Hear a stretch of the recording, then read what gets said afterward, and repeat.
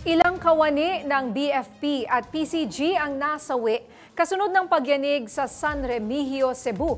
May report si PRTV News correspondent Mari Ocampo.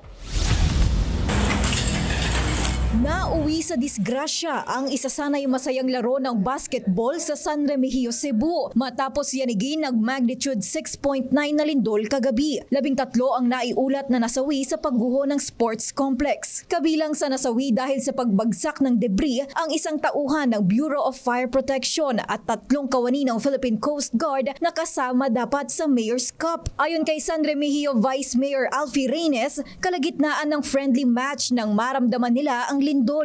They were supposed to be our partners in our MRRDMO, where they were supposed to be our partners. They were our BFP and the Philippine Coast Guard here assigned sa San Rem.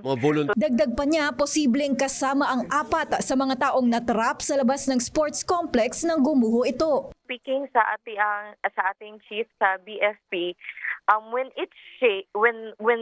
it was during the earthquake, the complex was shaking pero walang nag-collapse inside the complex. So, yung iba is nag-cover sila sa under the table, under the chairs.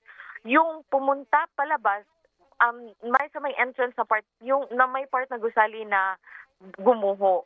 So, dun yun na trap, bumagsak half of the katawan na bagsakan. So, kumumpas ng agarang evacuation ng kanilang munisipalidad para sa mga taong nasa low-lying areas ng kanilang lugar, habang nakaalerto naman sa posibleng pagtama ng tsunami. Kasi during the earthquake, it was low tide.